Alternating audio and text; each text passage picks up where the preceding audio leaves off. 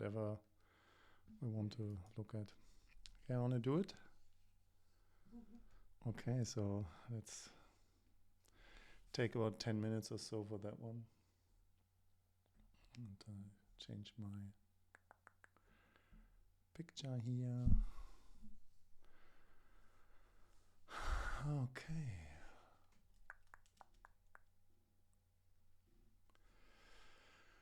So, get relaxed, lean back, or find a position that's comfortable for you, and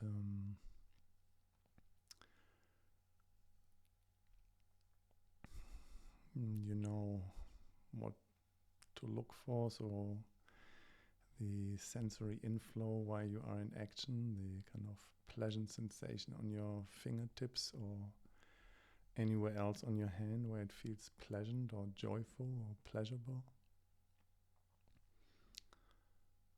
And when you find a spot that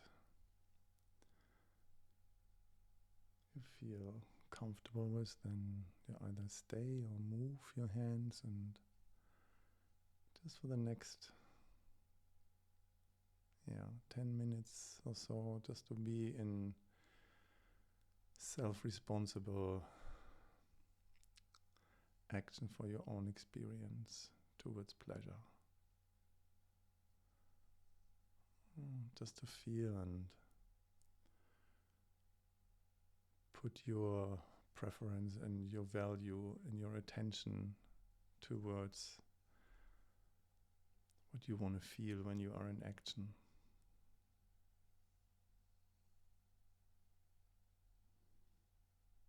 So, to a degree, take it serious as much as you like, that you are in charge of your own life and your own action towards your own benefit. The healthy selfishness,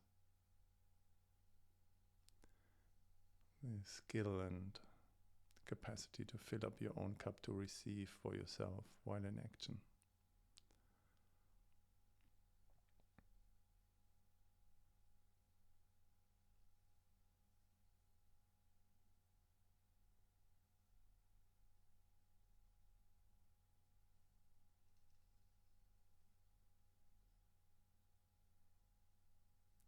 The kind of go and get it skill in your skin to feel.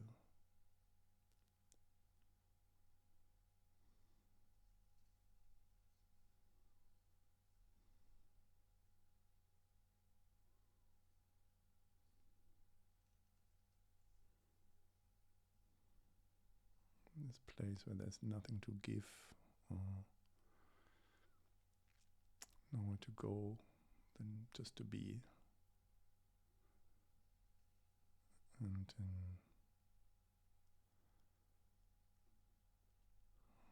contentment with your own experience.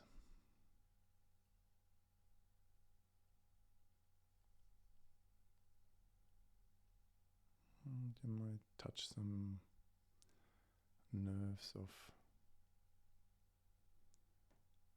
discomfort, or maybe some nerves of extreme joy, whatever it is. So just allow yourself to feel.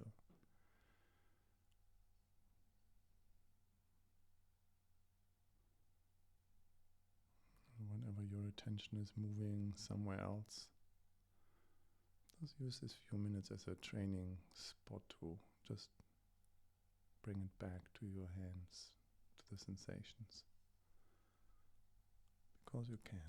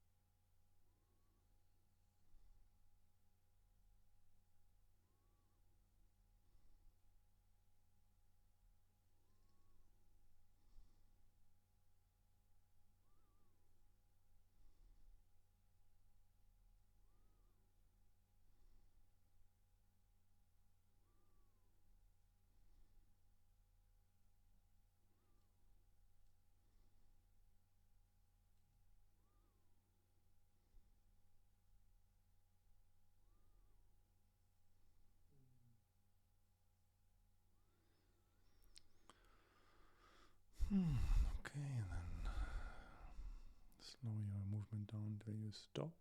Stay there for a moment. And just notice what you notice in your body and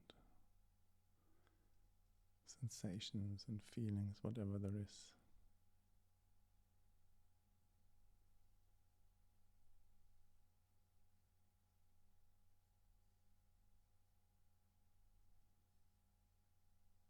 In your own speed, in your own time, opening up your eyes, orientate yourself somewhere and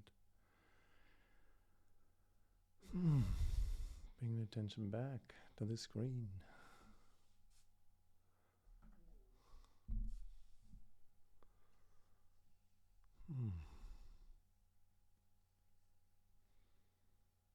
Anything anybody want to share?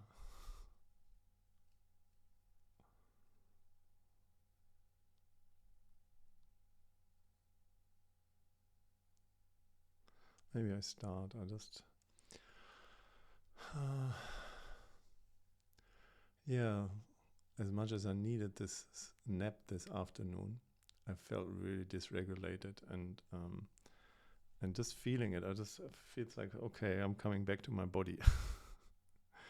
So it's like it's just simple and just grounding, and I just love it. I feel connected now.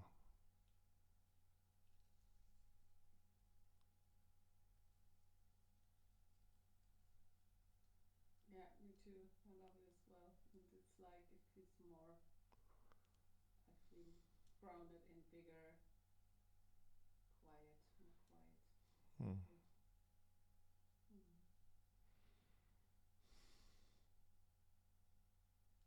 You look so cozy, Chris. I'm just dead. I'm not sleeping like for the last 2 weeks, but 4 hours, 5 hours, 6 hours at night. Um, those clocks that you have in some. I'm renting an apartment for 3 days for a job here. So do you know those clocks you have that click, click, click? So I just hate that. I just can't sleep with that. Mm-hmm. I have two of them in this room. So during the Han meditation, I was like, oh,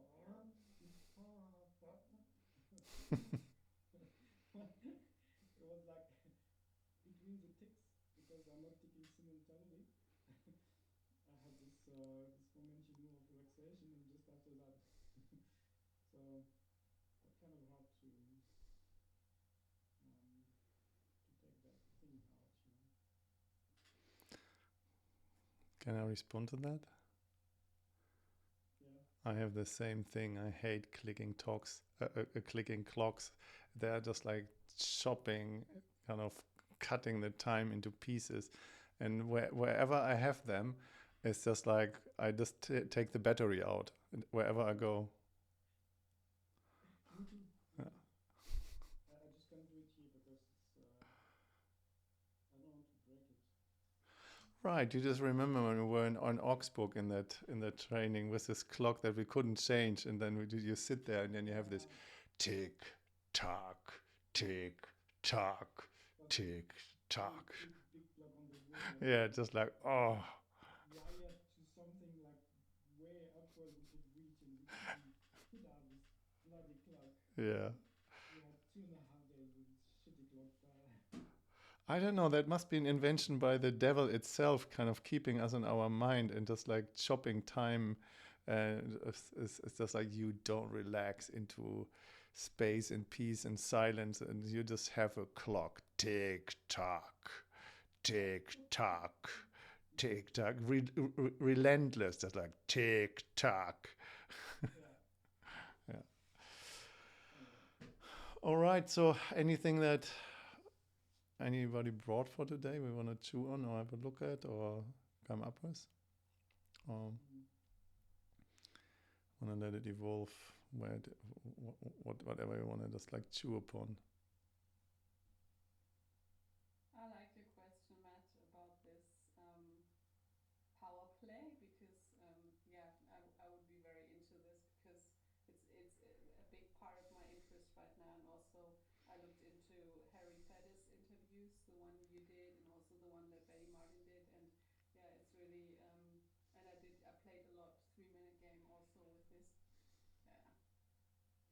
Yeah, right.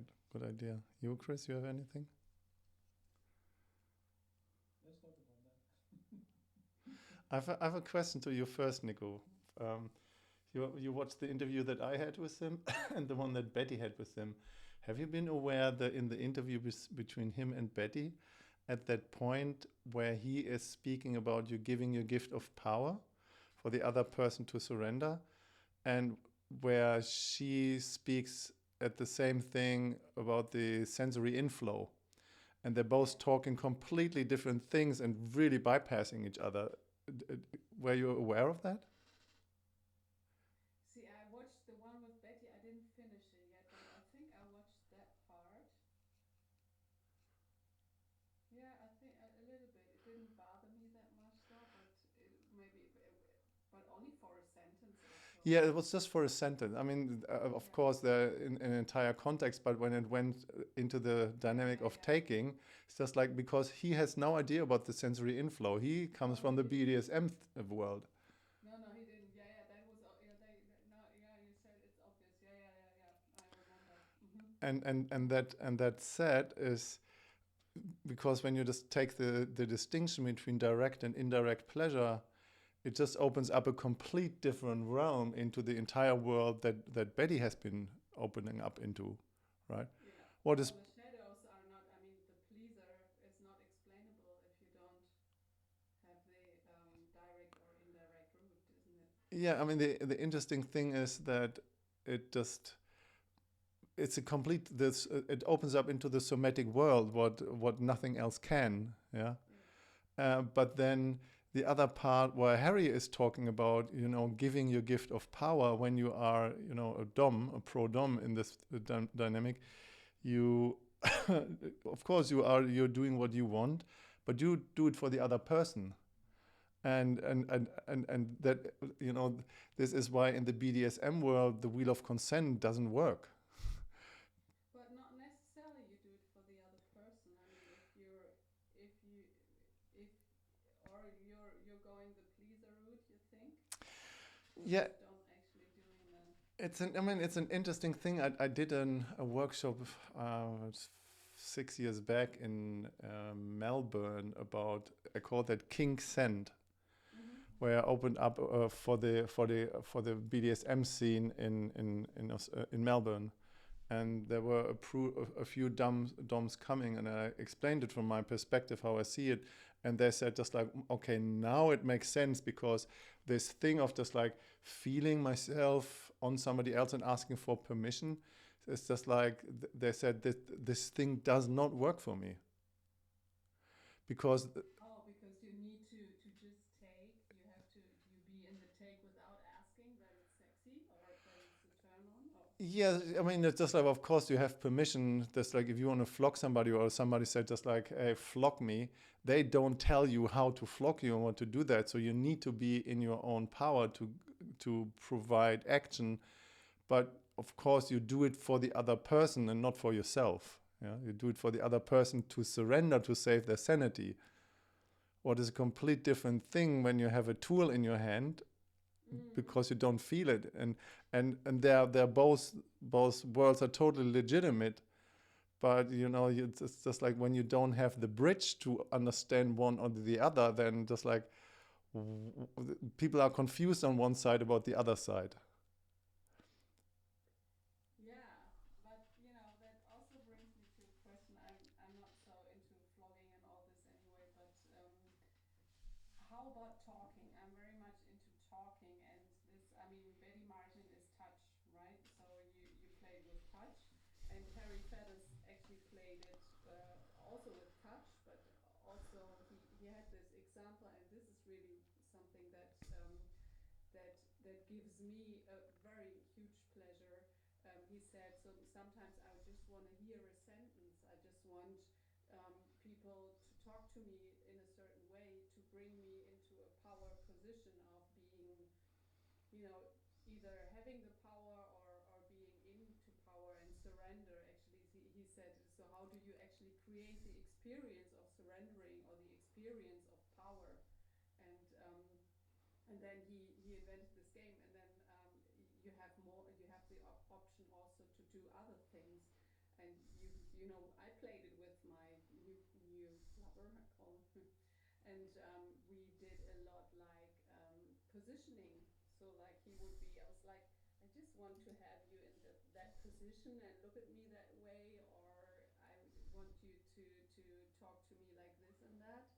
And then because he's like in this opposite, he enjoys the power part, and I in that relationship the surrender part. I'm not obviously on one side or anything. I don't care. And but it felt really like, I mean, we went into that game and then we went out and we were like, okay, now we have to think about whose turn it is, because it felt so much like it would be for each of us, and we had to go back into orientation. Or was that me wishing, or did you do the wish?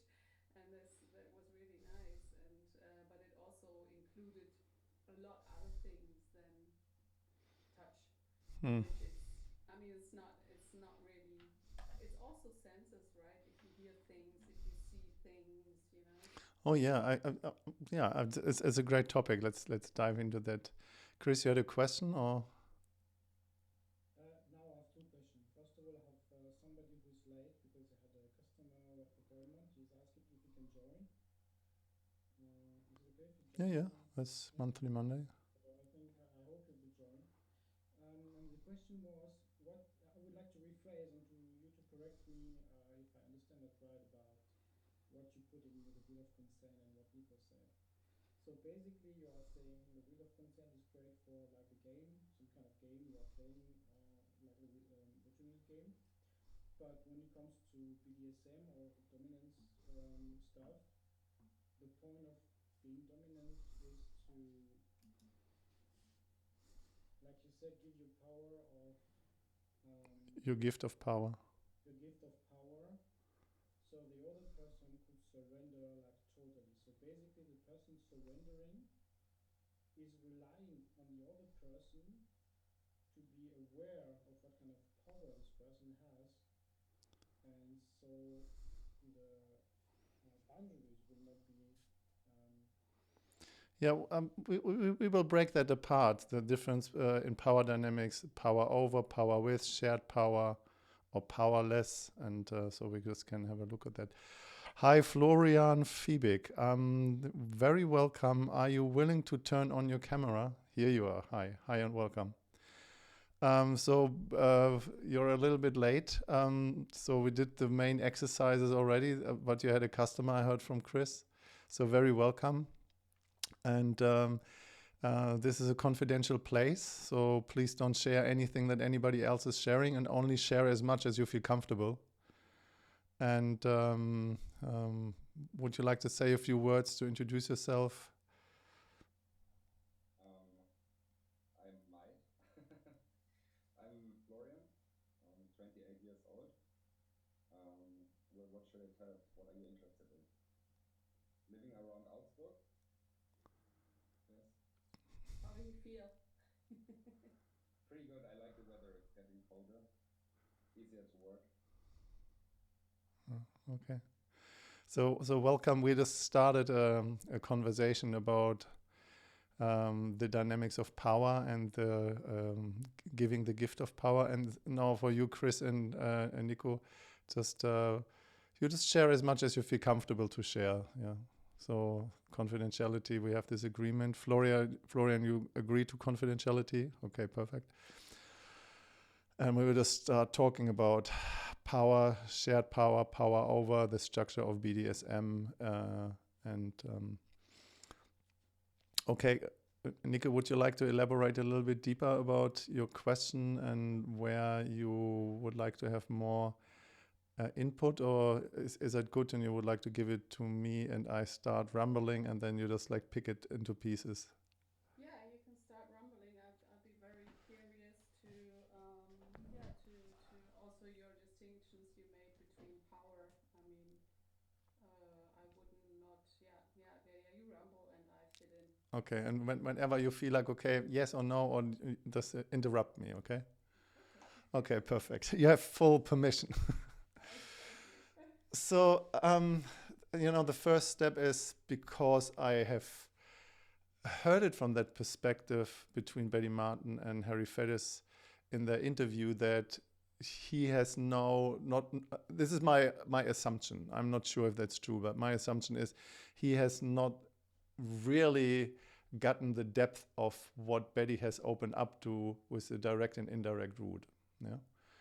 And she, and this is just my perception as well as my personal observation, the gift of power, the way how I have seen that in BDSM, she has not really fully understood either. So this is my perception. Yeah. So this is what I've seen, because there is a power imbalance as well in her that I could not explain. And this power imbalance is literally, in my perception, a reflection of what's happening in the wheel.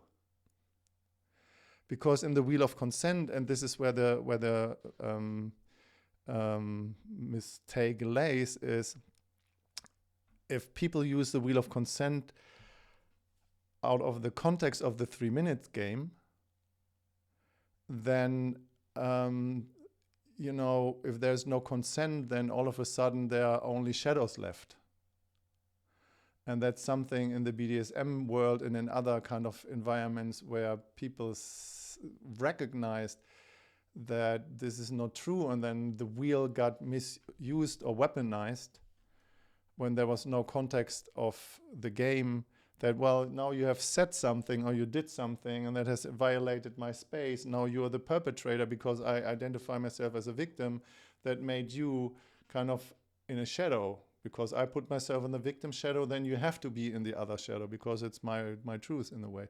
But in the BDSM scene, this is like, no, this is not true. That doesn't work for us. Yeah. Just generalized, very generalized. And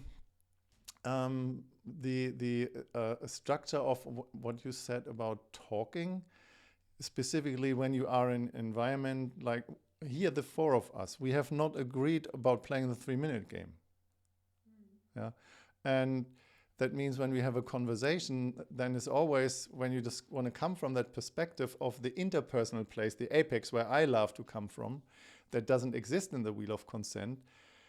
That, of course, you just need to check in when you listen and when you hear or when you talk, just like, what's the incentive when you speak? Are you contributing to the space? Are you giving something? Or are you taking attention and taking it out? Yeah. Exactly. Yeah. And that becomes really obvious. But I would not say that this is in any form, in any case, a shadow. Some people, they just have unconscious or rude or bad habits of communicating. And and I have done that, when you look into the book, there is one chapter, who is talking and who is it for. When you see it from the 3-minute game, you can totally say, the raw format is just like, if you want me to say something to you that you want to hear, you can't sit and expect me to say the right things. If you want to hear something specific, fucking ask me or say or request, say such and such. Yeah? Or if you, as I said that now, if you would like to interrupt me because you just want to understand something, just go for it. You don't even need permission. You can interrupt me at any time. Yeah, but then some people perceive that as rude, and some people think this is a really important feature to have when somebody is talking and talking and talking and talking and talking and talking and talking. That you need to just, hey, can you just pause for a second? It's just like, it just sucks energy. I can't listen to you anymore. Yeah, and I want to say something as well, because it's not only about what you have to say. Yeah, because some people, they talk and talk and talk and talk, and they think they contribute and give something, but then they pray or they teach or they, think that what they say is important and the other person needs to hear what might not be the case or the truth. Okay, Chris. Yeah, just to be sure, because I'm just so in the thought with this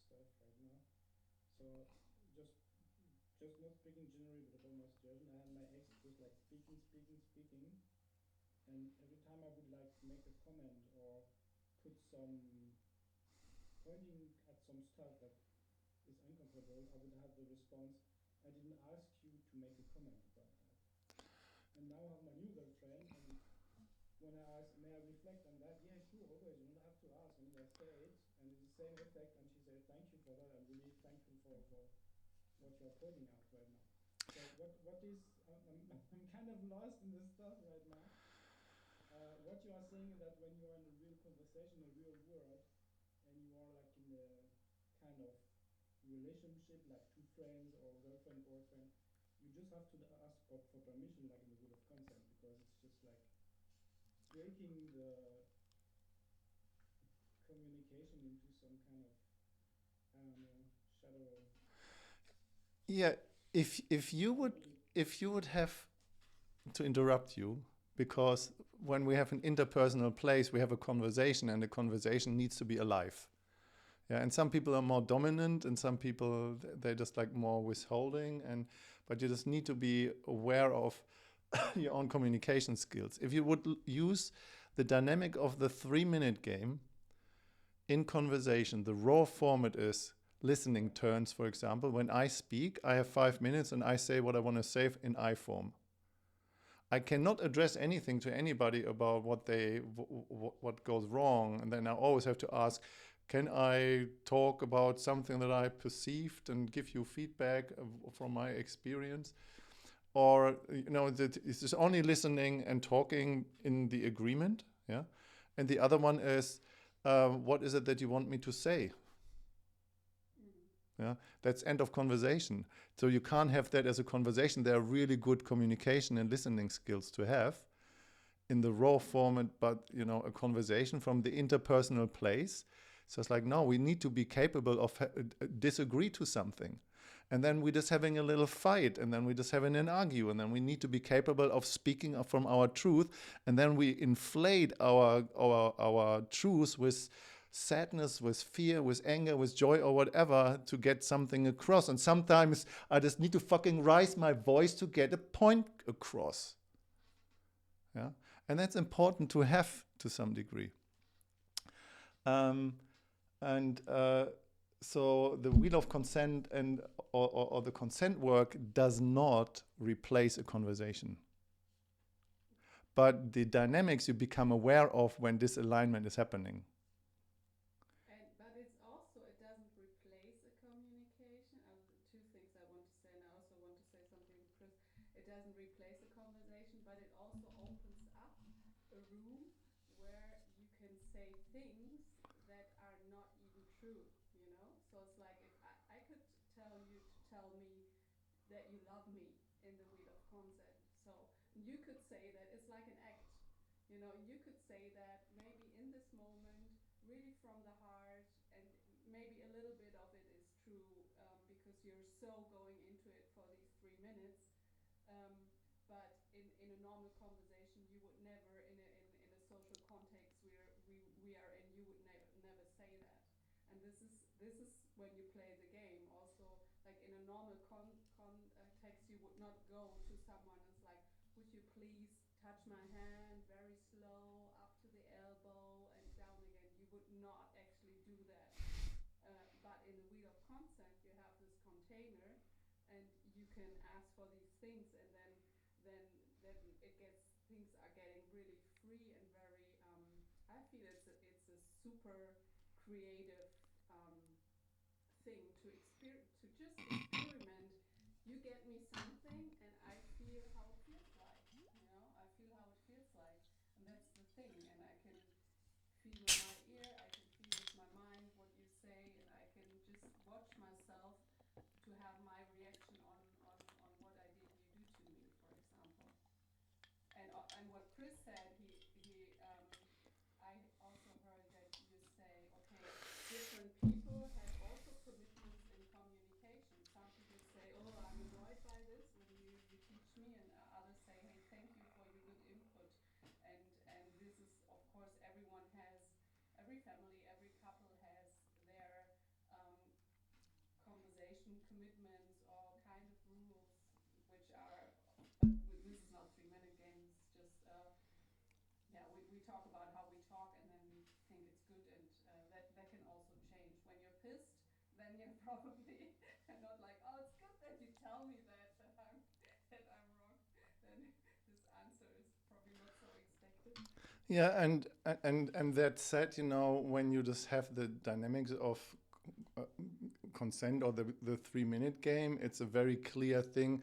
You play a game. What is this hybrid space, state in the safe side of the nervous system, the play space? But when you have a fiery argue or a heated conversation, you're just actually hanging over to the not safe side of the nervous system, and there is no more play because it feels real and differently. Oh, that's so interesting. That's really interesting for me because I kind of forgot. Why is it so much easier if you play to say to because the nervous system is Yeah. safe. Yeah. Before we continue, I just want to know, Florian, this must, I don't know, we are geeking out a little bit, so you're just entering kind of a space of 3 experts, and I don't know how deep you're into that stuff we're talking about. If you have any questions in between and just like, I don't know what you're talking about, what is that stuff? So please be attentive if you want.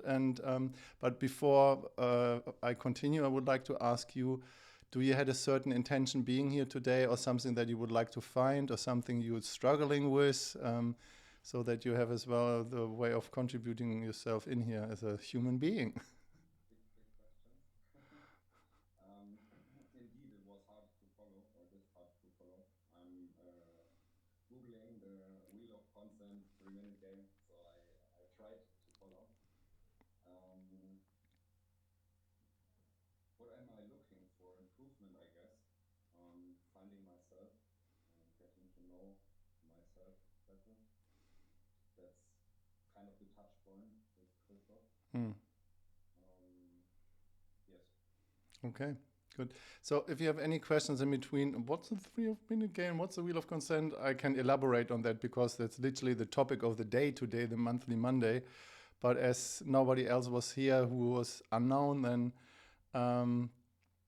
we kind of just like started to tap into kind of the geekery of the material. What is literally when you have played the 3-minute game a few times with people, and when you have the embodied experience, then it's just like you just have a different perspective of stuff. And but I don't want to kind of just overwrite you too much, not knowing what we're talking about. But I would like to go back to Nico's request about power and the dynamics of power. Okay, so back to you, Nico.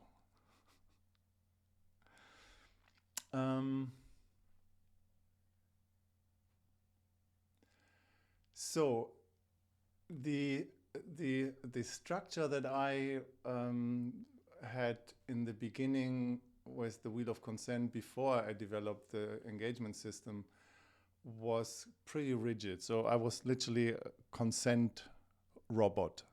Yeah. If there's no consent, there is a shadow. And I have just completely ignored the interpersonal place of connection. And when people going into the BDSM dynamics, and you have, and some people know the Wheel of Consent, and then they're afraid because if they just do something that is not in alignment, then they're being called out as a perpetrator, all that kind of stuff. So where the wheel is just like a power weapon in many spaces that I've seen, that it's like, I don't want to have anything to do with that, go away with that stuff. Because they don't know that the Wheel of Consent is only working when you have agreed upon playing the 3-minute game. But this is not true in every case, in every scenario environment. We have not agreed about playing the 3-minute game. We are more in an interpersonal place of, we just elaborate and we talk, and then we just like find truth and we explore and discover different things. But however, when you're in a BDSM environment and people come together in a play space, for example, and you have different people, and then, there are different languages about, when you wear a kind of a neck band with a ring on it, then just like this is an indicator you're just ready to be a sub, you know.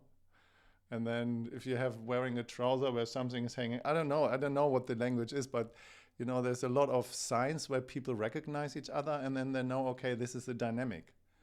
And normally they find and see each other from different body languages and outfit and stuff like that, and then they know and go and play to some degree. And that play can be sometimes pretty intense and feels real. Yeah, real from, no, we're not playing a game. And this is in the biggest picture of BDSM, where Harris was coming from, the idea of, you know, the second step of the 12-step program, for example. Just like in order to save your sanity, you need to give your power to a greater power than yourself to save your sanity. Yeah. And that's in the dynamic of power and surrender, or power intimacy and surrender. The idea when people play in this dynamic of power, of submission and dominance, in the way that if you don't trust your dom, who has their position of power in the right place, you are still in a position of being powerful enough, if they're doing shit, that you fire them. Yeah, but this is the tricky thing. I mean, this is the thing when you have these if you don't have a conversation about boundaries, right? And this is what people, or what also is part of the 3-minute game, that you actually say, okay, this is in my range of, because you cannot surrender if the boundaries are not clear, because then you have to hold your boundaries, right? And this is how, yeah, there must be some. I mean, there's even this unconsensual consent thing in BDSM, because people like to be scared a little bit. Yeah. But if you have a dom in his shadow, and you have, like, let's say, a beginner sub, like a young girl that doesn't know much about her boundaries, then it can very easily get very unhealthy and very over the boundaries, and they wouldn't even notice, and they would think, yeah, he must know, but no one can know from the other person. You need to have this conversation, and if it's, yeah. I can't agree more to that, absolutely. And the interesting thing is that, you know, a dom who has a ton of practice, they can feel what's going on in the sub. And if they have their shit together, they only go as far as somebody can actually go. And they know what they do is for the benefit for the other person. Of course, they have fun doing it. But, you know, you cannot tell the dom what to do. The dom has to be in the dominance, you know, that you have to be in your power. And this is what Harry said: when you are in your power, in this dynamic, you don't take that power and use it for power over, to take advantage of somebody else with less power. You give your gift of power for somebody else's development, or for somebody else's capability to surrender, in a way. And that. But how do you create that? Don't you have to talk about boundaries? Oh yeah, totally. You know, the boundary conversation is something that I love from the system. The first layer, the base, you know, and the base is just like what you have a right to and a responsibility for, you know, in the best possible way. You just know what your boundaries are. But some people have no idea about their boundaries whatsoever, and they go, for example, in BDSM because they want to find their boundaries. And then you have a dom who actually is capable, you know, as a dom in this place, you need to be capable of taking that risk to cross somebody else's boundary when they don't know what their boundaries are, to help them to find their boundaries, and then you can actually communicate them, and then they're getting anchored. Yeah. And in this position of power, you don't do that, you know, it depends if you are a total sadist, you know, and you want to cross somebody else's boundaries, and you get off on yeah, well, why not? I don't know. This is not my, something's switching here. So this is not really, this is not really my expertise as a pro dom, even though, you know, when it comes to de-armoring, for example, you know, of course you have to have this boundary conversation. But, you know, I had so many people saying from a shallow place, just like, yeah, I don't know what my boundaries are. And then, okay, so let's find them. And I help you to find them. And that comes always from that place of love and care. Not from a shadow of just like, I just take you and then I just crack your neck and then I feel better about myself.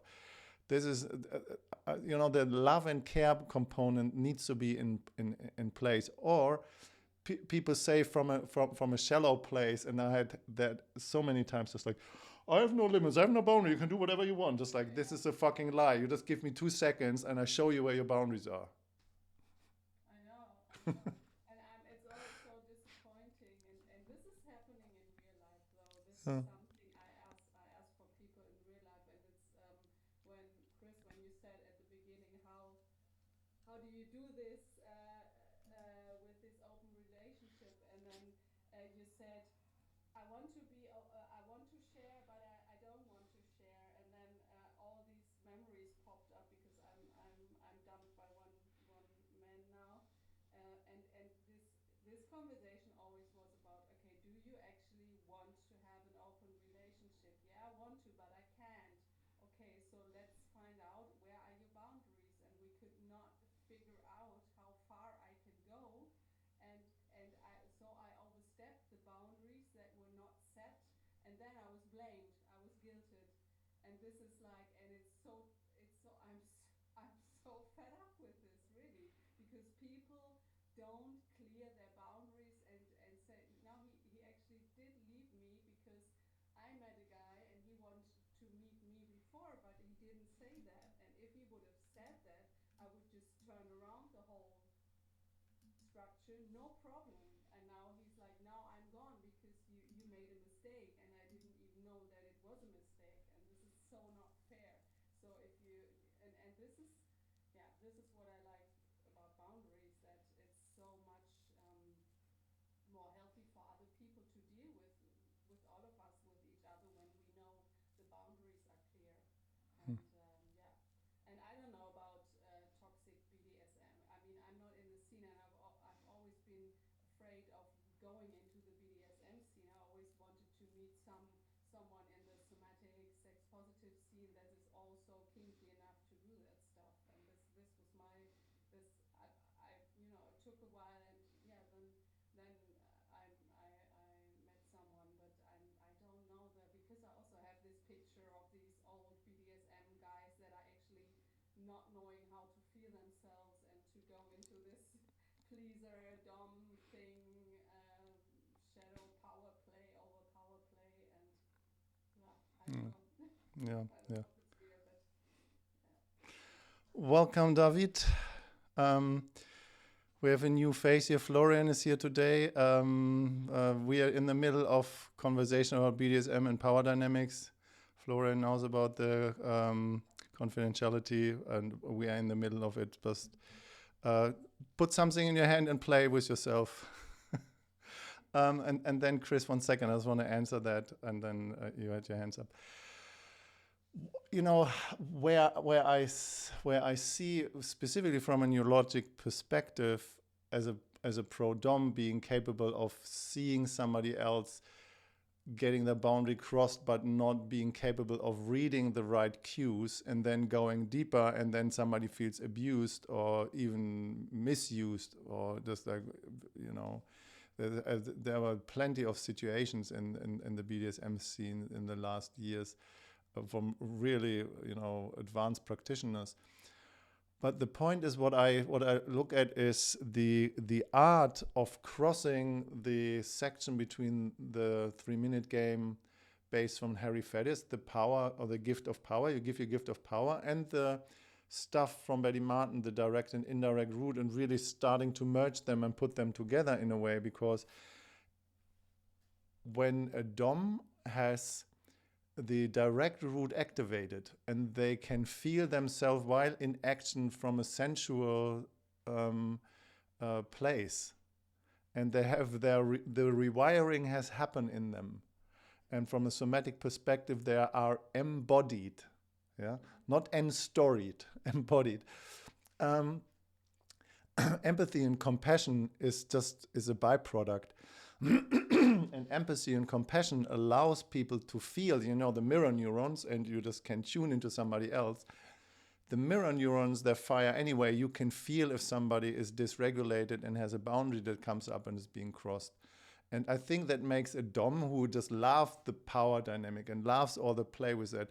When I have a de-armoring session, I'm full into that place. I'm a pro-Dom, and I guide people into that place of surrender and through pain, through trigger points, and that's really, really important. And I think that makes a good practitioner having both places activated. It really did feel very close to be in a de-armoring session, because you can also enter with this surrendering. You can enter. I entered really some very deep spots out of my past and out of my social growing up, and with this, yeah. For me, it felt really. A lot of things were really equal. Yeah, in the beginning, when it went to, when the Wheel of Consent was kind of the main premises in my life, and I said just de-armoring is actually not possible, because the person who is being in service for so the practitioner is in service for the client, is just like, when you see it from the empowerment session, just like the first step, where do you want to have my hand and what do you want me to do to you? You can't do a de-armoring session on a higher level. And I have learned that over the years, relearned and come back, but from a very confident place now. When I do a de-armoring session, I ask people for permission to touch them. Yeah. But I do it for them, and I give my gift of power, and the entire consent community, including Betty Martin, and I put that out in the Wheel of Consent group, and I made that really clear out there, and I said that, but this is an important feature that we all need to have. They were just roasting me online, just like I'm a, huh? Okay. This is, there's so much victim mentality in there, Okay. from that rigidity of, if there is no consent, then there is a shadow. And this is where the weaponization from the victim perspective happens, because I'm entitled to be a victim and just and feel invaded by people breathing next to me too loud. And because I'm an entitled victim, I put everybody in the perpetrator position, and then I just group up with other victims, and everybody just like agrees with me, who is a identified victim, that somebody else is out of alignment because there's breathing too loud, and that reminds me to the sexual abuse that I had when the rapist just like doing that in my ear, and this is his fault, and he's a perpetrator. Just like, Yeah, that's disgusting. that's Yeah, disgusting. it's like so much poor me, right? Yeah, horrible. And I had my most amazing de-armoring sessions when I was getting by a woman. She triggered me into it. She had a huge trigger on me. It's like really putting me. It's like she so triggered me, because she was really, like my mom kind of subject, like totally going over my knees, trigger me, and then I had a wonderful de-armoring session. So that was from the Wheel of Consent point of view, it would have been a total failure. It would be impossible. Yeah, it was such a good and deep session, because sometimes triggers, I mean, can be very welcome also. It's like if we don't go there to each other, we will not move anything also. Yeah, and we need to be capable of taking that risk and giving our gift of power for somebody else to save their sanity. That's the reason why they come and having a session sometimes. Okay, Chris, you had your hands up. Yeah, so basically, if you stay in the wheel of consent and you don't expand your boundaries yourself, you will stay in the comfort zone, so you will not expand. So giving the power, allowing somebody to have the power some way, somehow, some boundaries to to be able to expand. And it's what we are doing in life. We want to expand, Yeah. not just staying on the place. And I recognize now that the problem of the wheel of consent in that is if people are not willing to get uncomfortable, which most of us are, you would just choose a play in a game where you don't cross any boundaries. You say, oh, it was nice to feel my leg. Oh, it was nice to feel your arm. But at the end, you don't expand. You just play like you are used to what you know, and there is no point in that. It's just for pleasure and for 2 minutes. But Yeah, it's you know, the interesting thing is we all have that, and I have that too. So we all have that, specifically for people in a position of power. And the more power you carry, the more power you have, the harder it is to find somebody who can read you deep enough to bring you into a place of surrender. So this is the missing out point from people in being in power. can you repeat that just word for word? Yeah, so I'm in a position of power. So I have access to my power, and I would say I'm a pretty much empowered person. Yeah. And from that perspective of being in power, the more in power I am about myself, my life, my boundaries, my desires, whatever, communication, all that stuff, the harder it is to find another person who has more power that I can finally surrender and save my sanity to. Yeah, Yeah. I remember that. And this is it's a hardcore developmental obstacle for many people who live this life of power. And what happens then on one point is the abuse and misuse of power, because people can't see and read anymore, and they don't know where you are. So you have to be creative in your own way to save your own sanity. So that said, what I do, or what I have to do, is I have to intentionally, in spaces where I know this person is not in power, or let's say is not in power as I needed to be to surrender to this person. They have not, the direct route in place fully, or they have not really fully their gift of power in place. They don't make a risk. Or if they have access to this, I tell them, you have, 15 minutes, you have free access to do whatever you want. My boundaries, just like, don't fucking care. My limits, who knows? Just like, do whatever you want to do. If stuff comes up, I will say. Yeah. The opposite side of that, what I have seen so much, is people, they're just writing fucking novels about their boundaries and their limits, instead of letting the other person do what they want to do. And then if a boundary or a limit comes up, then you need to say pause or stop, and then you just actually express that.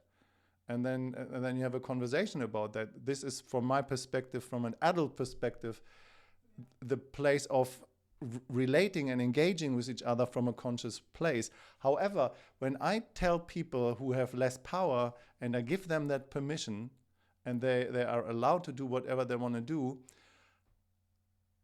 I do that intentionally because I read people from that perspective, and I allow my boundaries to be crossed, my limits to be overwritten, because I really see and feel how they tick and what they do. That But are you explaining about like a coaching session, or is that no, even in a play session, even yeah. For example, when I'm at the last de-armoring training, in the party place, just like I go into places where I allow people to do, and I know, just like, okay, this is on the edge for me, but I'm curious, how far does this person go? What are they actually doing? How are they ticking? Can they feel? Do they stop? Do they listening to my breath and my voice and stuff like that? And I notice my nervous system shuts down in a way, and I intentionally let that happen because I learn something about myself and I learn something about them. That does not mean I'm out of power, because I can stop at any time, because I'm so curious and interested. what's going to happen next? Ah, it's so interesting this point when things that when the expansion goes like, if do you have a feeling that the energy goes, it inflates when that happens? Yeah, you know, after a session like that, I just need to shake off, or need to go barefoot on the ground, or have a swim, or something like that, or go into nature, or I don't know. But I do that intentionally, and you know, in the worst case, if that is happening to somebody else who doesn't know all these dynamics, they're putting the other person in the perpetrator, in the abuser, in the and this is where the shadow of consent are happening. This is where the real shadows of the wheel are happening. You know, the weaponization of the dynamics are happening. I had a Can I share something about a de-armoring session that comes into my Yeah. mind? Or Yeah. One second. I would like to check in with Florian, and then shortly with David. Florian, how is it going? Any questions? Anything that comes up for you? You would like to have a kind of an overview or anything else? Well, the questions are very basic questions, like what's a de-armory session? I tried to Google it, not get any results. Stuff like that. It's hard to follow, indeed. Yeah, I'm sorry. I mean, No problem. you know, this is for me, I love that. It's a very deep, rich conversation, and it's just like experts in mathematics talking about formulas. There, you sit there, it's like I have no fucking idea what you're talking about, but just like this is it's a very rich topic, and when it comes to embodiment and you know communication and different levels. Uh, you are here in the right place, and this will guide you into your own expertise of your own embodiment. I get that, at least. Okay. Okay, David, what do you want to check in for a few moments because we can? Hi everybody. Yes, I'm a little bit trying to take in clarity in my life. I've passed the last 8 hours in last night to take out water from my basement house. Like it was a disaster. And yeah, I'm starting to work a computer after a lot of stuff, the armoring, taking care of myself and my body. But yeah, I'm trying to be aligned to the next steps. Okay, cool. Thanks for joining. Even an hour too late. You're more than welcome to be here. And just if there's space to contribute, please. To go back to Florian, your question about the armoring, Chris will explain that to you, and you might need to book a session with him and get a de-armoring from him. I just send him the text and that we can have one in the chat. All right, cool. Thank you.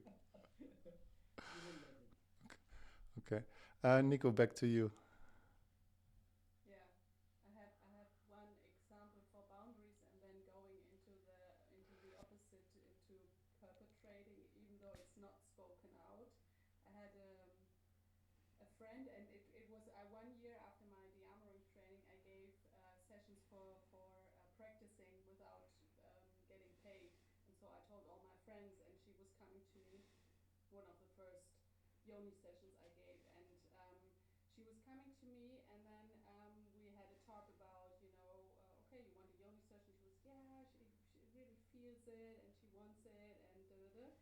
And then we talked about, yeah, why and all this stuff, and how what's going on with your yoni, and then we did this session, and then after a while, also being in there, and I asked for each step, so would you please actively invite me now to go inside and all this what you teach, and then we also did the cervix, and then at one point, because she was yeah, there was pain. And at one point she said, okay, now it's enough. And I said, yeah, that's cool. And it's very good that you have your boundary, and it's enough now, it's fine. And so we closed the session. But even though afterwards she was like not, she never wanted to go there again, right? So we did have, we had an opportunity to get session paid for her, and so she has still 3 open sessions, and she's also a friend of mine. That makes it even more complicated. And after the session, she told me that she's not been able to get penetrated either with fingers. She's really disgusted by fingers, and she didn't have sex like for the last penetrating sex for the last 15 years or so, and she didn't tell me before, right? So she was like hiding it before, and then really wanting this, and it was like this, I don't know, I don't want to like this greedy pussy kind of thing also. And now she also shut down on it, and she doesn't, and even I even talked to her about this and said, look, sometimes it is when you don't feel boundaries, and I probably have not felt them as well, because I probably haven't. I mean, her body must have shown at some point, and I just tried to be, because she really wanted it, probably believed more what she said than what I felt, and so we crossed probably her boundary, and then this can be the reaction, and then I also tried her to say, okay, this is not, I mean, there's no one really, there's not, I mean, this is what happened, we are all here with good intentions, and this is, yeah, also not a big problem when that happens in that case, so, Yeah,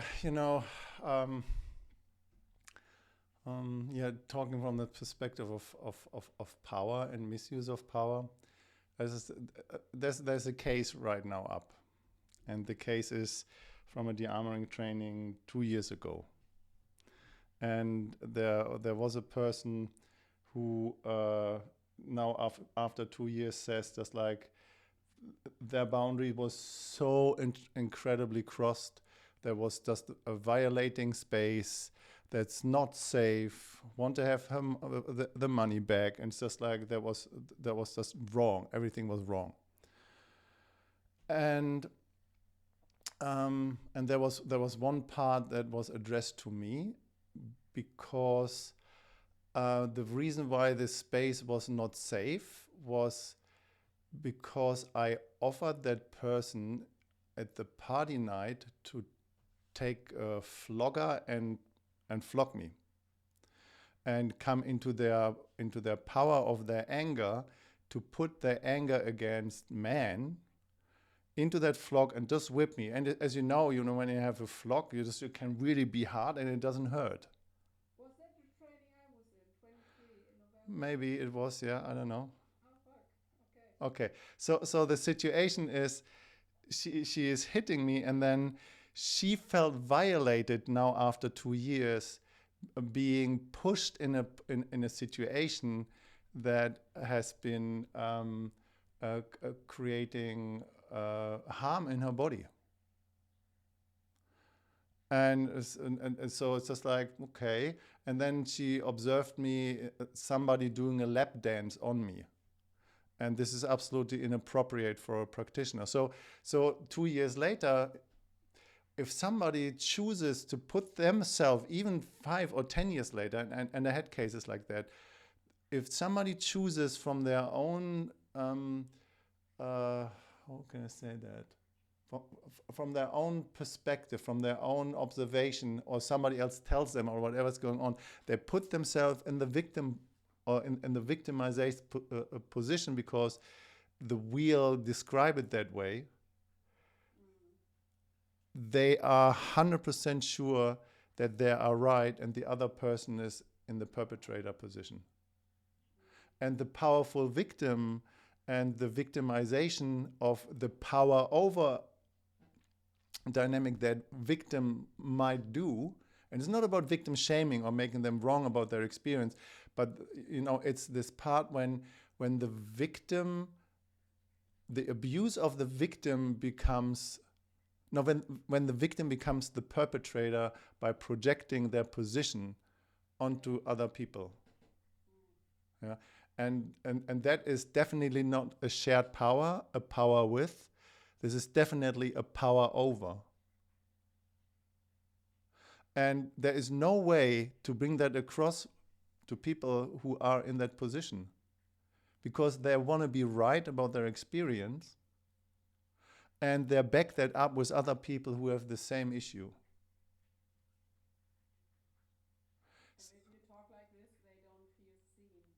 and it doesn't matter what you say, it doesn't matter what you do, it doesn't matter what amends you make, it doesn't matter how much repair you do, it's never enough. Yeah, it's a kleiner Finger Unterarm. Everybody understands that. How do those people get out of this struggle? That's a really good question. It's the same thing. It's the same thing like people in a position of power over in the perpetratory dynamic. People who are abusive, who are exploiting other people, who just like getting a lot of benefit of their power in receiving, and don't. If people don't come from a place of love and care and taking advantage of other people, and you tell them, well, there is a different thing, about shared power and love and care with each other. These people, they're not interested in consent because they want to keep their position of power, and they're really abusive sometimes. And from the perspective of psychotherapy, narcissist or psychopathic behavior, they don't see themselves as the problem. This is always the other person's problem, and the other person are the actually reason why they have to be the way how they are. So they justify their position, and they are self-rageous in their power over dynamic. So you can't work with people like that. And it's the same dynamic in the victim in the victim mentality. People who are stuck in the victim mentality, it's just like, you can't take them and shake them. It's just like, wake the fuck up. This is enough of that. That's totally the feeling that I have when I hear you the whole time talking about these examples. I just see myself like shaking people in all the directions to make them like to drive the brain in the right direction, Yeah, and you can't do that, because if you do that, you just confirm the perspective of you're the abuser. And that is the problem, because whatever you do, You're wrong. Whatever you do, you're wrong. You can't win. and whatever you do, they are in their right, they are in the right reality, they are all right, and you are all wrong. And it's kind of, I don't know, it's giving me a headache. Yeah, You said already what to do, Matt, because you said if it doesn't come from the heart, if it doesn't come from a place of empathy, and there first is the empathy towards yourself. So it's any technique, also all these communication techniques, landmark, for example, all these mental transforming techniques. If you don't come from the heart, they can so easily be power techniques to manipulate people.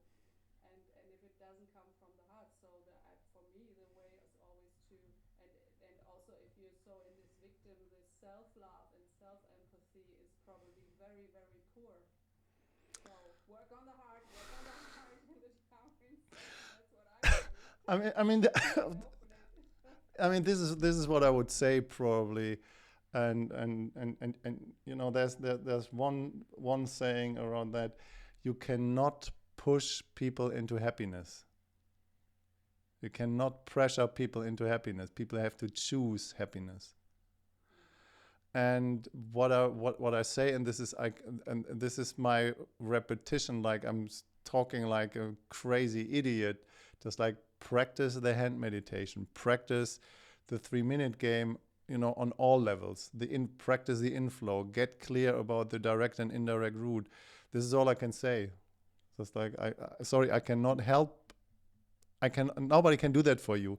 You either choose to do it, and you will evolve, and that means you're getting confronted with your own shit, and there's no way around. There's no substitution for that, or you don't. And just like you just have in 10 years maybe another opportunity along your life where you actually see it's really needed to just wake the fuck up from that bullshit. But if you have lived your life successfully and happily for 10 years, great. Then you don't have a reason to do that. But if you just suffer and you feel like you haven't gotten anywhere, there's always an opportunity to restart it. Okay, David, Davide, I uh, would like to share Davide. my 5 cents. Yes. If I'm looking forward when everybody start to say I can be victim just from myself. We do all the time this game. I'm a victim because you have made it. At the end, we are victim ourselves. That's where I arrived in my experience in life. That all the time we are persecuted or victim. We are victim of ourselves. We are creating that to victimize ourselves in a way. And I wanted also to say, yeah, also from my experience, I try to help so many time people, but I learned that if they don't ask me to be helped, I have no sense because Mm. it's already difficult. If they ask me and they won't, but if they have realized that they want this change, they want to do that things, I can do nothing. They need to want first of in first line and be in the first line. Then maybe I can facilitate, maybe I can support. Otherwise, I learn no sense. And it's good for me because like they need to ask me, Mm. not that like oh I see that I can do that. No, that's resolve many problems. But what do you think about the fact that we are victim of ourselves? Well, I think this is an important realization that everybody has to take on for themselves, that we prostitute ourselves to some degree, and that we all living, as humans on a bigger scale, still on a very high level of survival oppression without knowing it. And as a collective, this is still hard work to do to peel us as humanity out of that shit, and because there's so much power over where we are controlled and manipulated and used, that is not funny, but it's just hard to see it because this is how the status quo and the norm still is. And I I'm sure I will not experience that in this lifetime, that we as a collective breaking free from that. But we do all our little steps, and self victimization is a good realization to wake up, and I do that. I have that as well sometimes. Poor me, and I need to say it to myself. Yeah, poor me. Fuck that. Just shit. I'm and I was like feel self pity, and that's okay, and okay, let's check out. Uh, while you're having something in your hands, action for yourself. Um, what's your takeaway? What's your aha of that call today? And how do you feel? And who would like to start? I do. Please. I think I'm getting more and more what you say about the wheel of consent into life, and I see even more people doing that, making me even angrier than I was at the beginning of the call. um, yeah, um, and yeah, I don't feel sad anymore. Just an improvement. Thank you for that. Hmm. Starting to realize some stuff again. Yeah, I give it some time. All right. Yeah, thank you. Check. Thank you.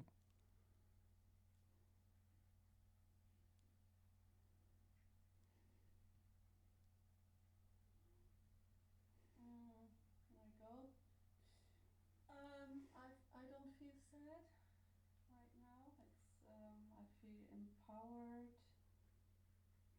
and it was really good to talk about these things to get a broader picture. It feels more like a broader picture about the power dynamic, and I love it, and it's so super. I'm so super interested in this, and also yeah, and also feel calm.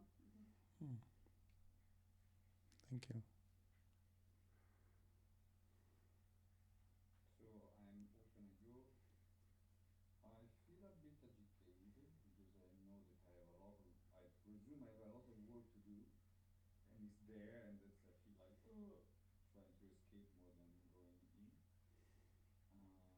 Take away for what I catch. It is never enough when I have a client to do a session to be careful for what, because I can have an impression she needed internal de-armoring, for example, but she is allowing really because she wanted, or it is just my perception. Okay, this part is blocked, it can have some healing, but really she wants 100%. That this is the question state maybe because it's very intimate area. And then okay, I had a question, but for another moment about the. Yeah, that's it. All right. Thanks, and check. So, Florian, anything that you would like to share? Can just totally blur it out, whatever it is. All is welcome. Just curious. Very interested. A few big topics, I think. Looking forward for new things. Mm. Yeah, that said, How the yeah. dynamic of all those topics are related. Yeah.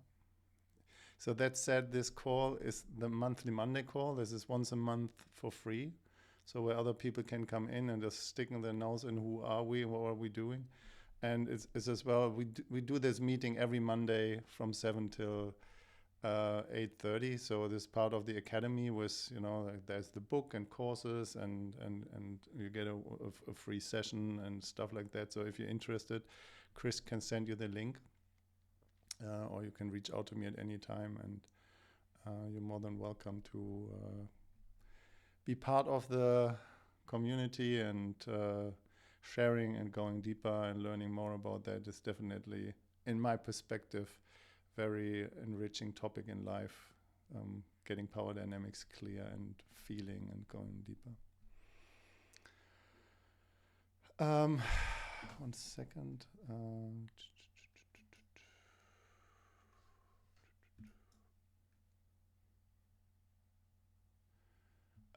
Yes, it's Chris was saying there's still an offer that you can join the academy 1 year for free, and so you need to sign up with credit card and stuff like that, and then if you feel like you want to stay and kind of support, just like with a year-long subscription, then please,